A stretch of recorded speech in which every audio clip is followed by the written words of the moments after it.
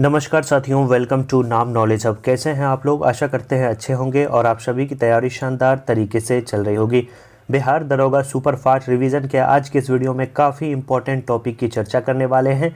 यहां से आपके एग्ज़ाम में 100% क्वेश्चन पूछे जाएंगे, तो इस वीडियो को शुरू से लेकर अंत तक ज़रूर देखिएगा। ये साथियों सुपर फास्ट रिवीजन का तीसरा वीडियो है। इससे पहले 2 वीडियो अपलोड कर दिए जा चुके हैं, प्लेलिस्ट भी बना होगा, जाकर उन दोनों वीडियो को ज़रूर देख लीजिएगा।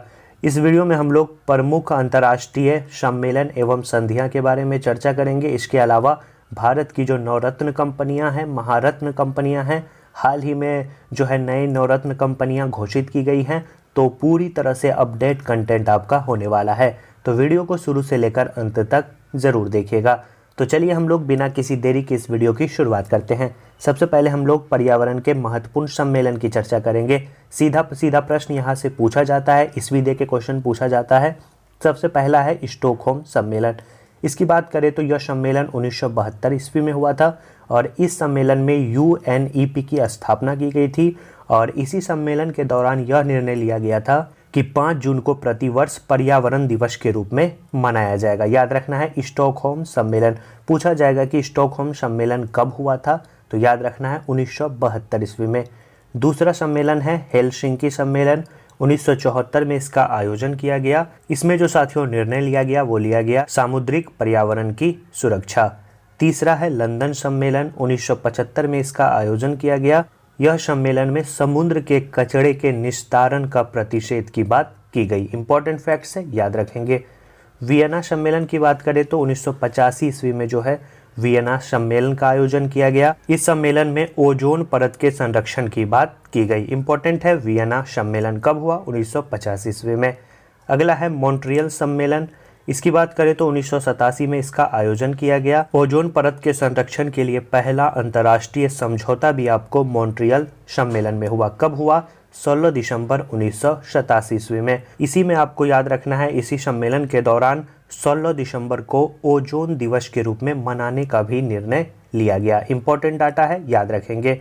अगला है रियो या पृथ्वी सम्मेलन के नाम से इसे हम लोग जानते हैं। 1992 में हुआ पहला, और इसमें आपको याद रखना है यह निर्णय लिया गया कि पर्यावरण विकास के लिए यह पहला अंतर्राष्ट्रीय सहयोग था। इसमें एजेंडा 21 स्वीकृत हुआ और UNFCCC की स्थापना पृथ्वी सम्मेलन 1992 के दौरान ही की गई। पूछा जाएगा कि किस सम्मेलन के दौरान UNFCCC की स्थापना की गई, तो याद रखना है रियो सम्मेलन 1992। अगला है साथियों क्योटो सम्मेलन या क्योटो प्रोटोकॉल। 1997 में हुआ और ग्रीन हाउस गैसों की पहचान तथा भूमंडलीयकरण तापन को जो कम करना है, इसमें इसका निर्णय लिया गया। तो इम्पोर्टेंट है, क्योटो प्रोटोकॉल कब हुआ? 1997 ईस्वी में। और कोप जो लास्ट आपका 3 है वो आपको याद रखना है, यहाँ से क्वेश्चन पूछे जाएंगे। कोप 26 का आयोजन ग्लासगो UK में किया गया था 2021 ईस्वी में, और 2070 तक शून्य कार्बन उत्सर्जन की बात की गई थी।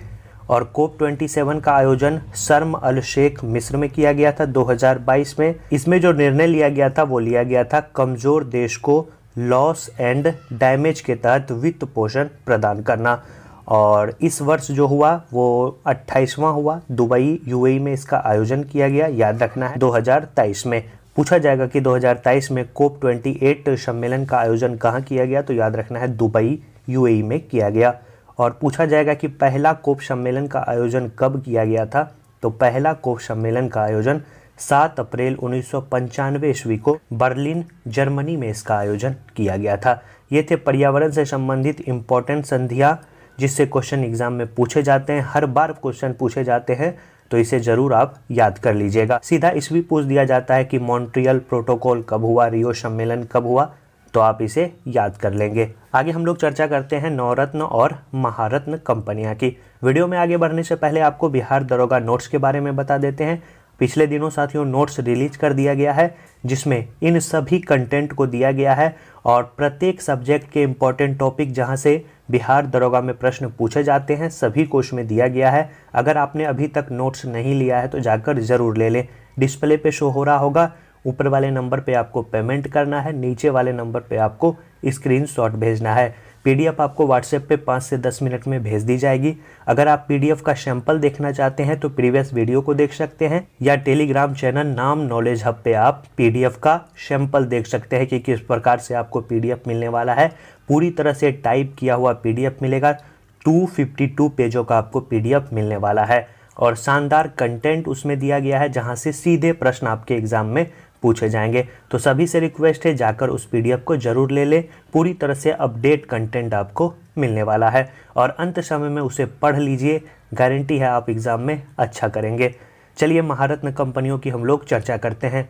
पहला है साथियों भारत हेवी इलेक्ट्रॉनिक्स लिमिटेड। इसकी बात करें तो इसका हेडक्वार्टर नई दिल्ली में है और 1964 में इसकी स्थापना की गई थी। कहीं कहीं आपको स्थापना में डिफरेंट ईयर देखने को मिल सकता है, किसी बुक में अलग मिल सकता है, किसी बुक में अलग मिल सकता है।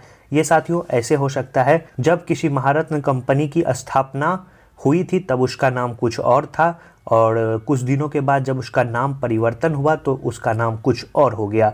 कोई कोई बुक जो है जब इसकी स्थापना हुई तब उसका ईयर देता है और कोई कोई बुक जो है जब इसका नाम परिवर्तन हुआ तब उसका ईयर देता है। और आयोग जो आपसे पूछेगा वो आपको एक ही ईयर देगा, या तो स्थापना के समय या तो नाम परिवर्तन के समय देगा। पहला आपने देखा भारत हेवी इलेक्ट्रॉनिक लिमिटेड, जिसे हम लोग PHEL यानी वेल के नाम से जानते हैं। अगला है भारत पेट्रोलियम कॉरपोरेशन लिमिटेड यानी BPCL।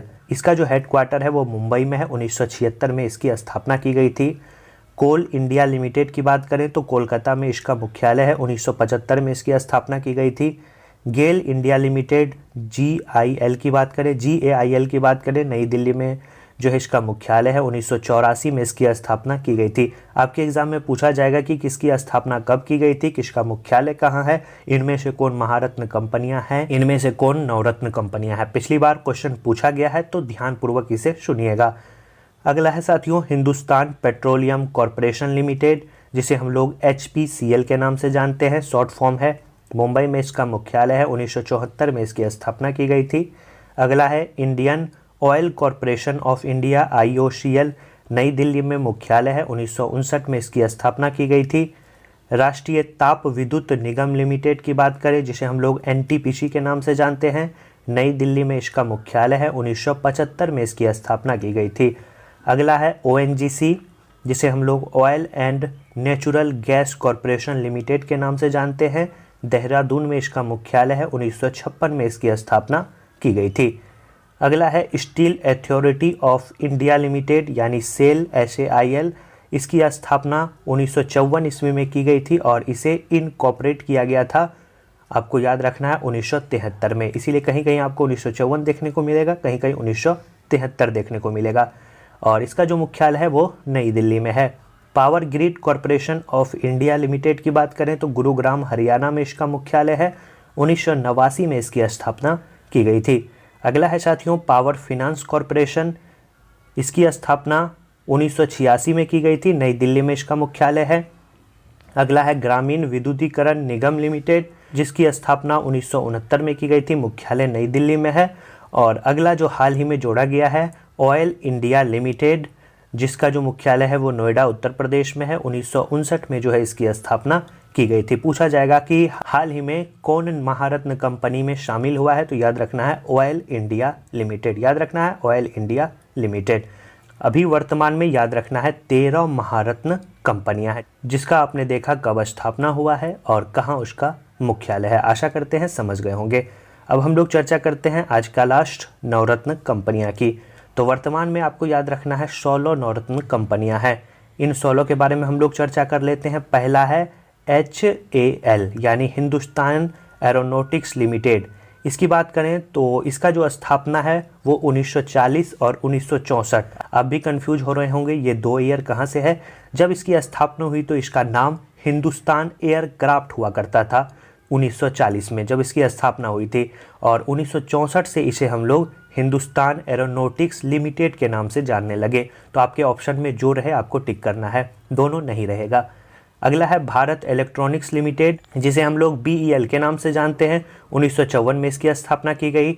National aluminium company limited की बात करें तो 1981 में इसकी स्थापना की गई थी। अगला है NCL इंडिया लिमिटेड यानी नवेली लिग्नाइट कॉरपोरेशन लिमिटेड, 1956 में इसकी स्थापना की गई। नेक्स्ट है इंजीनियर इंडिया लिमिटेड, इसकी स्थापना 1965 में की गई थी। अगला है रूरल इलेक्ट्रिफिकेशन कॉरपोरेशन, इसकी स्थापना 1969 में की गई थी। कंटेनर कॉरपोरेशन इंडिया लिमिटेड की बात करें तो 1988 में इसकी स्थापना की गई थी। महानगर निगम इंडिया लिमिटेड की बात करें तो 1986 में इसकी स्थापना की गई थी। अगला है नेशनल बिल्डिंग कंस्ट्रक्शन कॉरपोरेशन, इसकी बात करें तो 1960 में इसकी स्थापना की गई थी। अगला है नेशनल मिनरल डेवलपमेंट कॉरपोरेशन, इसकी स्थापना 1958 में की गई थी। याद करने वाला रटने वाला टॉपिक है साथियों, आपको रटना ही होगा। अगला है शिपिंग कॉरपोरेशन ऑफ इंडिया, इसकी स्थापना 1961 में की गई थी। आपको जो नवरत्न कंपनियां में याद रखना है वो साथियों आप सिर्फ और सिर्फ याद रखेंगे हिंदुस्तान एरोनॉटिक्स लिमिटेड का स्थापना याद रखेंगे, BEL की स्थापना का नाम आपको याद रखना है और नेशनल एल्यूमिनियम कंपनी लिमिटेड की स्थापना का नाम याद रखना है। बाकी आपको याद रखना है कि ये सभी नवरत्न कंपनियां हैं। इसके बाद हम लोग अगला देखेंगे 12 नंबर रेल विकास निगम लिमिटेड, मोस्ट इंपॉर्टेंट है, हाल ही में जोड़ा गया है तो 2003 में इसकी स्थापना की गई थी। ONGC विदेश लिमिटेड की बात करें तो 1965 में इसकी स्थापना हुई थी। राष्ट्रीय केमिकल्स एंड फर्टिलाइजर लिमिटेड 1985 में स्थापना हुई थी।